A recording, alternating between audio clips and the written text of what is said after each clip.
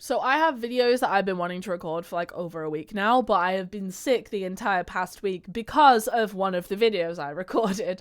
So that's going to be on my other channel and you'll understand why later. But I wanted to sit down and I'm recording and I'm going to hope that words start sounding natural as I go. I have been binge watching The Good Doctor for the past 4 days and I'm at the end of season 3 and I was like, stop at season 3 finale. Stop, sit down, record, and then we can move on with it later when it doesn't feel like I've wasted my entire bank holiday weekend being moody on the couch or in bed suffering. And you might still be able to hear my voice is a little bit hoarse still, but I can generally speak now. So I just wanted to get that out of the way, out of my system, and you can maybe see a tissue box in the background, I'm not sure, but we're doing this. I thought I'd start with a kind of simpler one. I wanted to do a review of my first time using my Canon R10 for photography. Specifically, it was product photography this time. I months ago did a bunch of videos about how I managed to get working for HDR 4K video, and I had like 3 separate videos that I recorded in the space of a day talking about all the different reasons that was so great, and I also was doing like LUTs with it, and I was doing so many fancy video things. But it took me so long to get comfortable with that rig that I was terrified about the notion of taking my camera down and actually using it for other purposes. Which, like, yes, it's very nice to have a fancy camera with a fancy video lens on your talking head setup, and it's nice to have a consistent thing. But I spent about $4,000 on this camera alone. So I would really like to use it for other things, you know, dismounting it from the same place in my desk the whole time, because maybe sometime I'll take it outside to vlog. I know, shocking notion, or maybe even to a client, who knows. But I needed it for product photography because I made products. I live streamed when my samples arrived right before I left for Christmas to go up to Scotland, and I had not shot them since, and it was pure procrastination because there was always something else that could have like been more important. But I actually started getting orders from just samples that people could see on that live stream alone, where they weren't even fully in focus, and a couple of friends had come over and like seen it, and I actually had orders on my sparring keychains,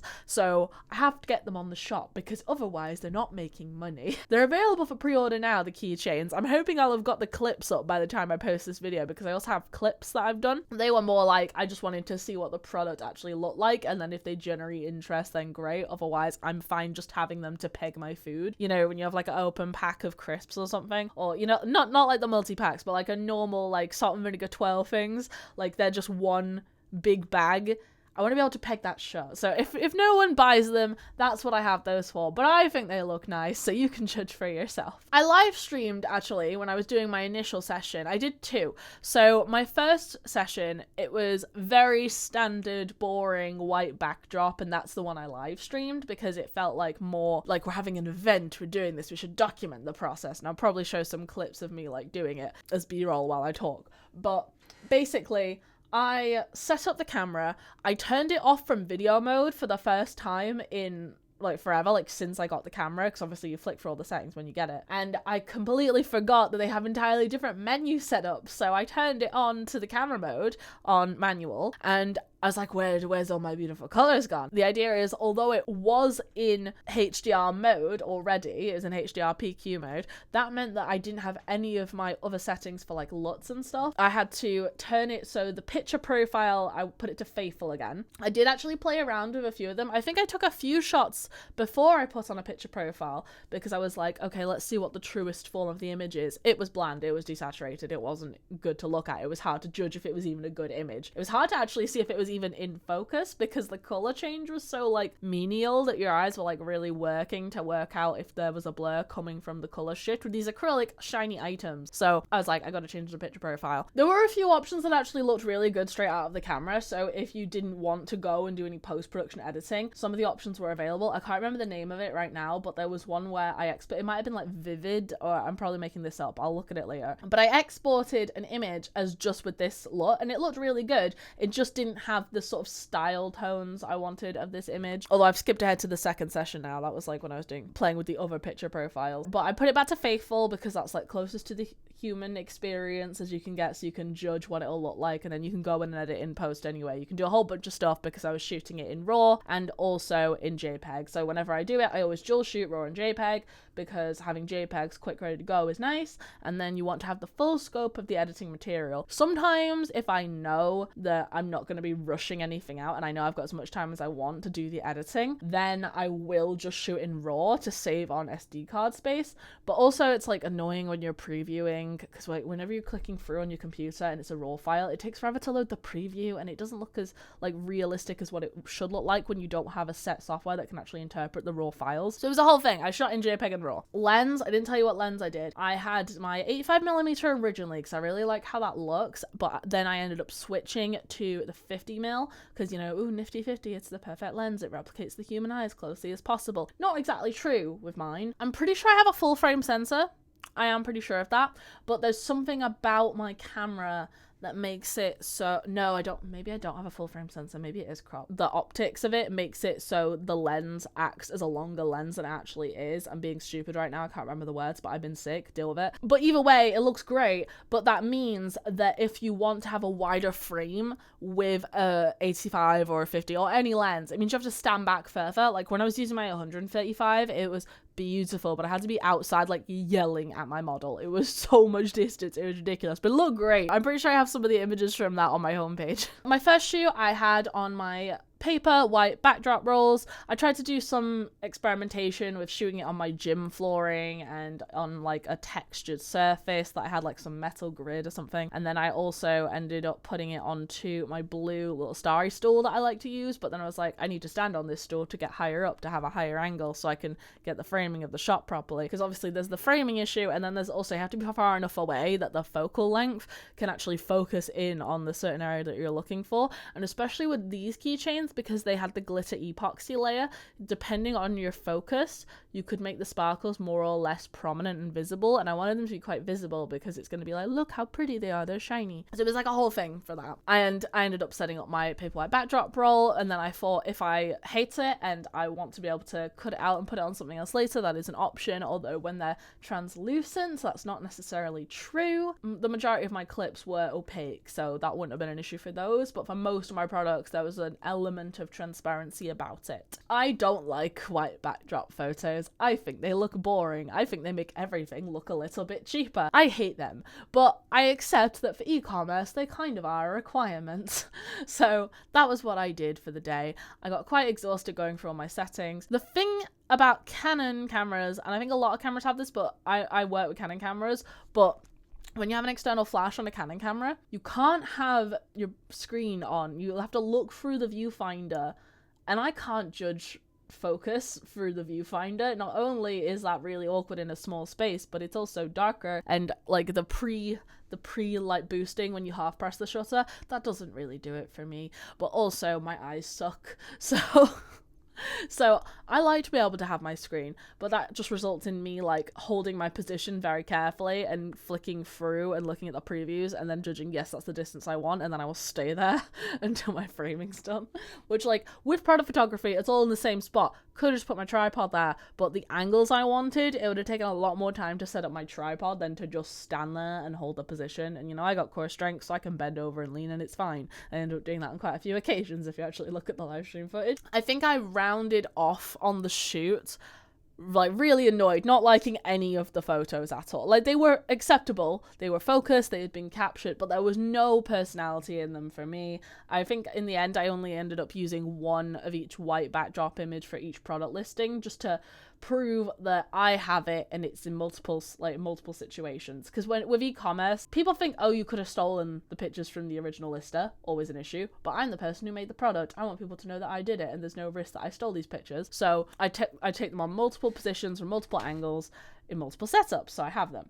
So I got these white backdrop ones. And then I think I finished my shoot by taking the sparring glove keychain ones, which were the priority ones for me to get listed ASAP because I'd already sold some of them. And then I noticed that my key light, which had a beauty dish on it, I had a beauty dish which was diffused, but it had the little like central circle to sort of block it, so it has sort of an eye shape to it. I also had a fill light. I haven't talked about this a lot yet. I also had a fill light because I have 2 flash units. I have Godox SK 300II or 2 or whatever you want to call it. Do I have a affiliate link for that in the description? Not sure. I'll check. If I don't, I'll add it now. When I was like putting it away, my key light was right next to my couch on like the perfect level, and I know that I can balance my sparring bag on this level, so it was a really good position. So I took the opportunity real quick after I put the backdrop away, or did I even put it away at this point? I think I did. I put the backdrop away and I took a picture of my sparring glove keychains on my sparring bag on the 2 zippers. They are keychains, but I actually envision more people would use these as little bag tags,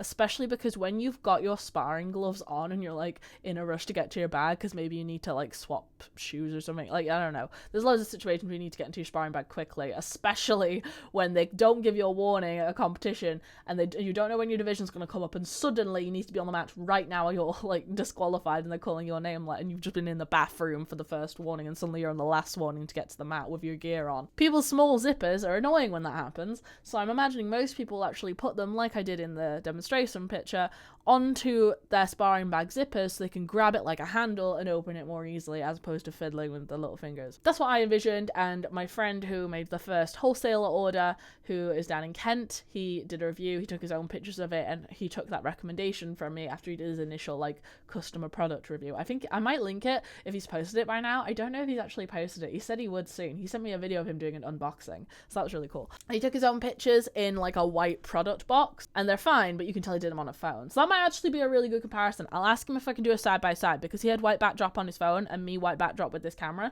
so that's a good comparison. Actually, I'll ask him if I can take some of those and use them, not for the product listing, just for this video, for your comparison benefits. Yeah, so I was annoyed by that. And then I had to wait a couple days because I had to do some other like client work on a contract I'm doing. So I came back to it maybe 4 or 5 days later. I'd left my lights up this whole time and I put away the secondary one and I just liked having the one key light. So I took that key light and I went around to my kotatsu, which is my Japanese table, but it doesn't matter what kind of table it is, but it's a wooden table with, I think, oak or something, and then like little lines of darker mahogany.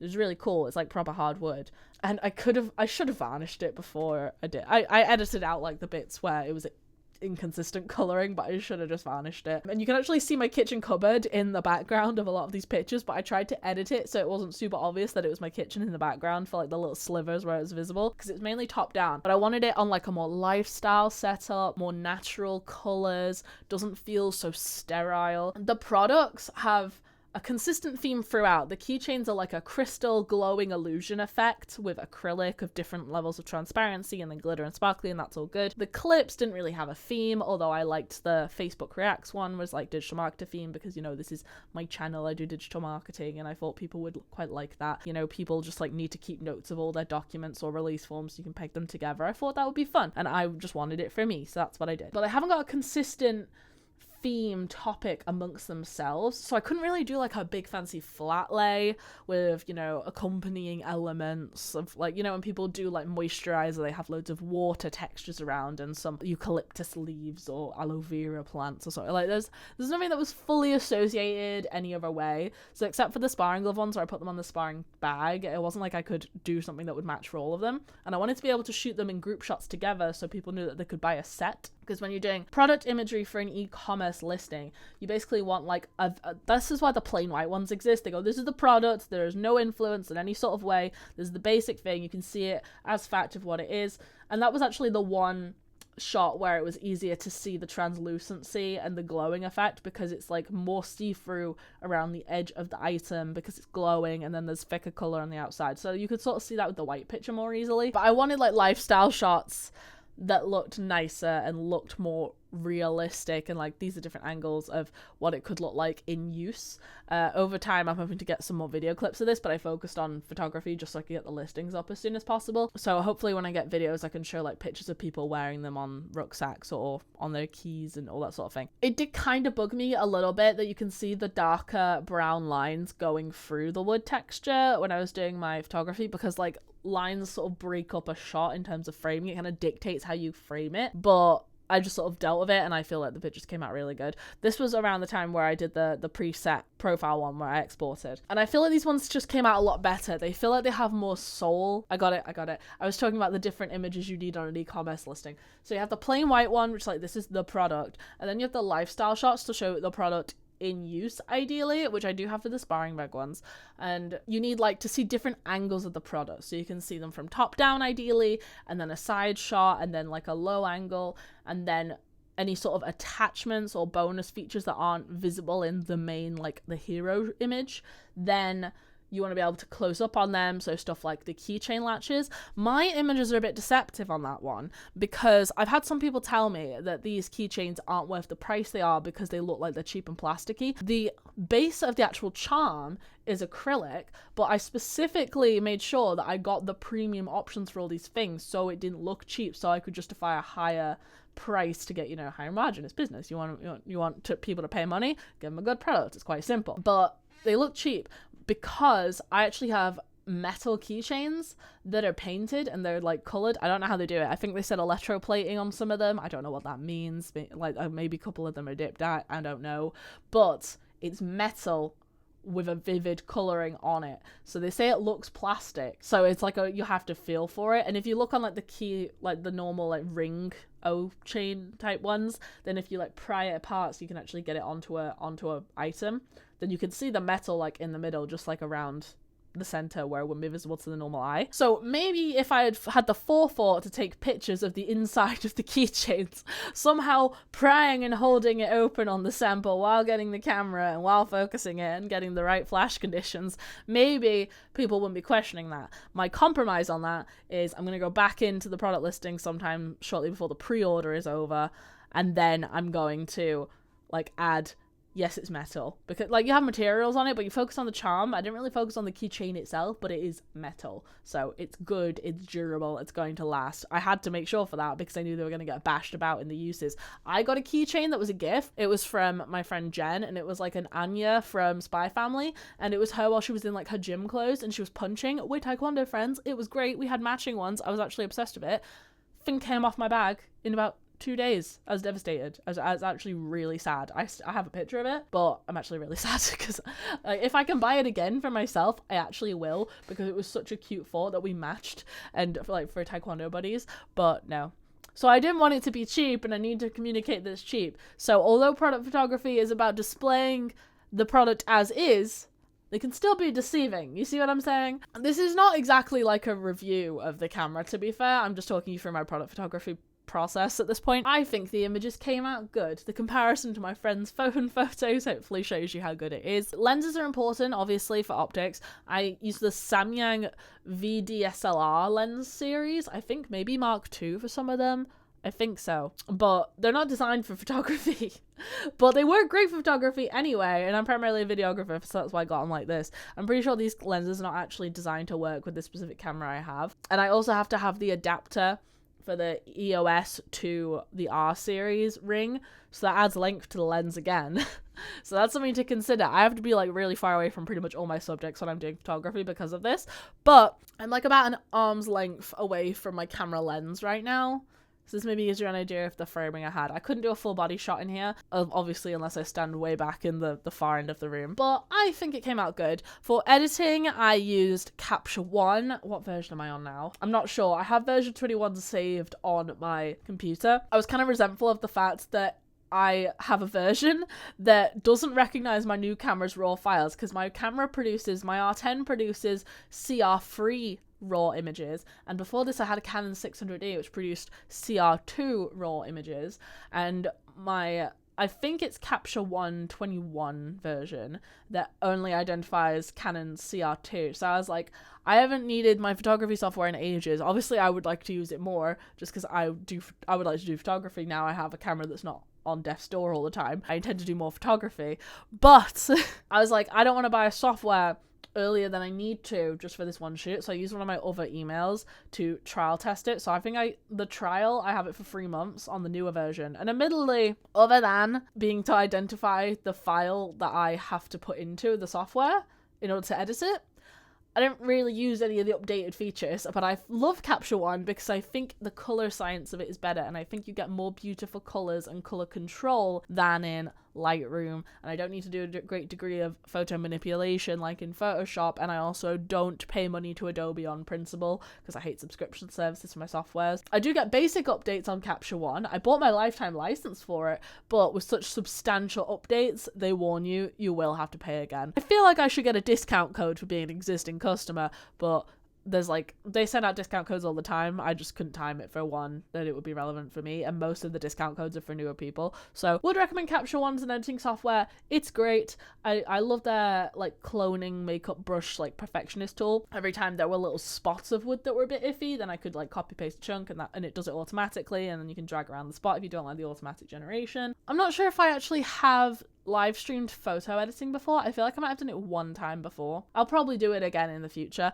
but not right now, not any soon time. I don't have a lot of photo editing that I need to do right now. I would love to do some of the practices that I did for bouldering and rock climbing photography, where I have these little lights that you can like stick on people's limbs, and then you have to take them into a dark room, and then you can have the long continuous lights on. It's a common thing I do of mixing continuous and flash lighting, but the idea is like you do light trails and then you do the flash, and then you only have one solid image of seeing the person, and the rest of it, it's like the light is following them. Would love to do that with my martial artist friends. I would need to get someone who owns their own dojang instead of renting a hall, because we would need to do it when it's not class time, because you need to be in the darkness and it requires a lot of planning, and you need to be able to redo things to make sure it works out properly. So we'll see if we can get any of my friends to do that, and then if I can get that to happen, then I will edit the photos on a video for you. How's that? So my plan is that I've been putting loads of samples throughout this whole video, but if I haven't, then I would say I'm going to put them all here now. Enjoy the montage. Hopefully you like my work. Hopefully if you like those products, you would like to go onto my shop, which is in the description below, to buy some. If you just like the content, then there is an option to go into my upgrade chat storefront and just help donate. You can do a continuous donation and then you'll get a special Discord role. I've got a video coming out soon that shows you how to monetize Discord, so I'm going to record that in literally a moment, so it should probably be next week if I'm editing this in sequence. And then that helps me know that I can pay my bills to not starve to death and keep paying the electric bill for all this technology I'm using, and then I can give you more content on how to do digital marketing, content creation, get seen online, build an audience, and all that stuff in the future. So I like to be able to provide services in exchange for money, but if you don't actually feel like you need to hire me and you can do it yourself based off the content I've given you to learn, then great, please donate. But otherwise, just subscribe, because that always helps too. Give the video a like, and ideally comment down below. Thank you very much. Have a nice day. Goodbye.